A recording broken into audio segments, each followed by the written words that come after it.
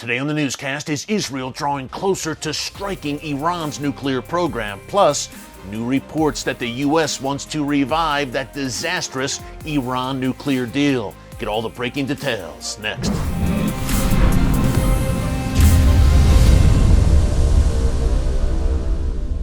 Hey folks, Erick Stakelbeck here. Welcome to the Watchman Newscast. We've been reporting here over the past week and a half or so that top Israeli military and defense officials are increasingly sounding the alarm about a potential Israeli strike against Iran's nuclear program. Not only that, a looming multi-front war against Iran and its proxies, as we reported on Tuesday here on the newscast. Right now, Israel is in the midst of a 2-week major military drill involving all branches of the Israel Defense Forces, and yes, they are simulating during these drills a multi-front war, meaning Israel not only going toe-to-toe with Hezbollah to the north and various Iranian militias in Syria and Iraq, but also Hamas and Palestinian Islamic Jihad to the south in Gaza, and the Houthis further south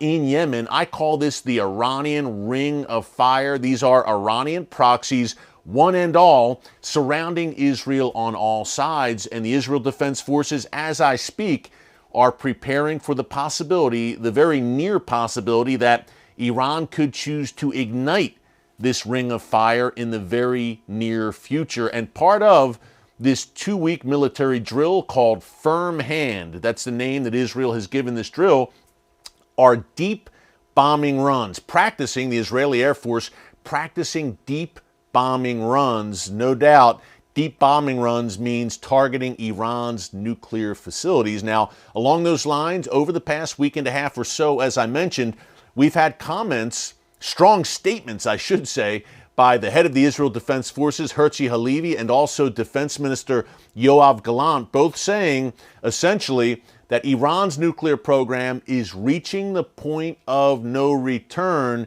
and we, Israel, are reaching the point where we must act preemptively to eliminate that existential threat to the world's one and only Jewish state. Well, Yoav Gallant, the defense minister, made more important remarks on that end today that I want to share with you. Also, is the Biden White House, and I don't think, sadly, this will surprise anyone watching if you're a regular viewer of the Watchman Newscast, but is the Biden White House looking to revive that Iran nuclear deal?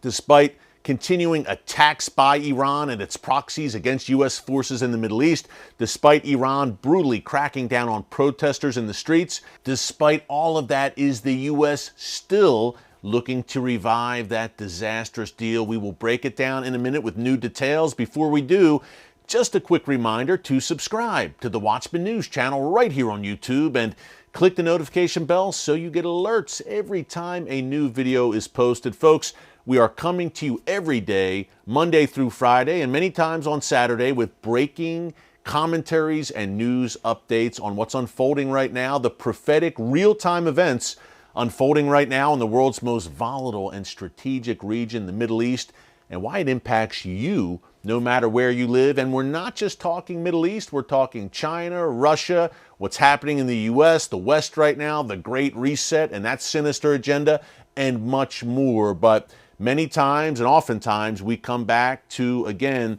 the most strategic region in the world, the lands of the Bible, the Middle East. And that's what we're focusing on today. Now, Yoav Gallant, as I mentioned a minute ago, gave remarks today. He was at a ceremony for the Israel Defense Forces, and Gallant said, look, Iran, and I'm quoting him directly here, the threat from Iran, not only the nuclear threat, but in general, Iran and its proxies, the ring of fire that surrounds Israel. He said the threat is, quote, intensifying, and Israel is reaching the point where it may be forced, in his words, to fulfill its duty to defend the nation of Israel and the future existence of the Jewish people. Meaning, look, we're reaching the point of no return. And we, Israel, we're not going to allow the Iranian regime, a diabolical, genocidal, apocalyptic regime devoted to our destruction, to acquire the very weapons that would enable them to make that goal a reality. We're not going to allow it. And anyone in the world watching right now who has thought over the years that Israel is just bluffing and they're not really going to take action against Iran, Iran is too hard of a target for the Israel Defense Forces, you've got another thing coming.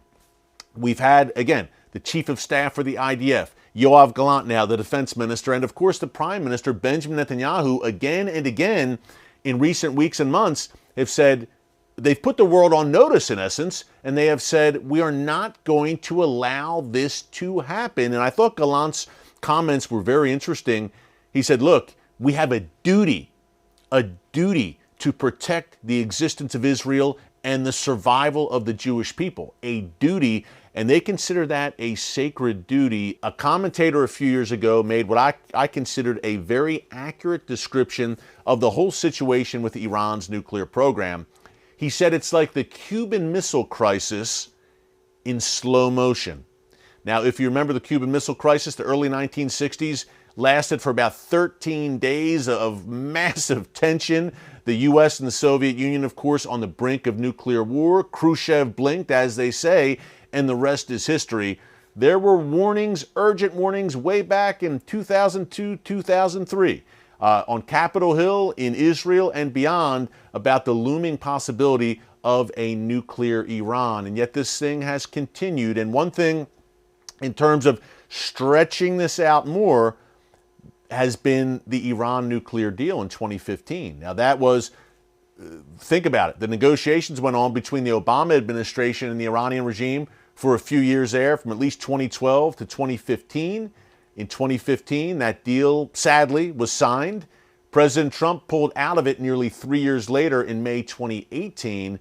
But you had a period there which brought things, slowed things down and brought things to a bit of a halt. Iran didn't halt its drive for the bomb, but it stretched this out even more. And folks, rest assured, if the Iranian regime can get another deal similar to what it had in 2015, which allowed it to play out the clock and allowed it mainly, most importantly from their perspective, to just profit from billions of dollars, a massive financial windfall, hundreds of billions of dollars in sanctions relief provided to the Iranian regime by the United States and Europe. If Iran can get that again, they'll take it. Look, a key point here for the boy who cried wolf crowd, the Iranian regime is very, very patient. They have a long-term strategy. I mentioned the other day, I'll mention it again in case you missed it. And again, if you miss any of our newscasts, just go to our homepage, boom, right there in our archives under newscasts. You can check out any newscast that you missed. But Ayatollah Khamenei, the supreme leader of Iran, released a book a few years ago called Palestine, in which he said Israel only has 25 years left of existence before it's eliminated from the map. Now, he wrote that, I believe, about 5 years ago, so the timetable has now been compressed in his view. The God of Israel, the God of Abraham, Isaac, and Jacob, has something different to say about that. Israel is going nowhere, and the Word of God is very clear about that, so don't fret. Be encouraged. Israel, the nation of Israel, the people of Israel are in the land that God gave them to stay. But Israel observes the situation and they take account of it. And the Israeli leaders say, what's worse? To strike Iran's nuclear facilities, to have a massive battle against Hezbollah and Hamas and Iran, in which, by the way, Israel perhaps decisively defeats Hezbollah and Hamas and their like, the other proxies, and eliminates them as a threat, and, you know, obviously takes missiles, rockets in return, a nasty, nasty conflict. Is that where, and international condemnation, weeping and gnashing of teeth and wailing and howling at Israel for defending itself, is that worse, Israeli leaders say, than allowing the Iranian regime to acquire the bomb and having a nuclear sword over our head at all times, never knowing when the bomb could drop, quite frankly? And look, some 70% at least of the Israeli population lives in and around the Tel Aviv metropolitan area along the Mediterranean coast, and it provides also a nuclear Iran, a nuclear umbrella for the proxies like Hezbollah and Hamas. It sparks a nuclear arms race in the region. The horrible possibilities are endless. So when Israel weighs those two options, they say, you know, it's not going to be pretty, but the better option for our existence as a nation and a people is to preemptively strike Iran's nuclear facilities. Now, I believe the Biden administration, as we close here, has a different take, and we have reports from Axios over the past few days that the Biden administration is looking to revive nuclear talks with Iran. Surprise, surprise, folks. I've been warning you over the months here on the newscast that this was going to happen. Over the past 9 months or so, those talks between the Biden administration and Iran have been shelved. Now the Biden administration reportedly is seeking to use the nation of Oman, tiny Persian Gulf nation, as a mediator between Iran and the U.S. to jumpstart new talks.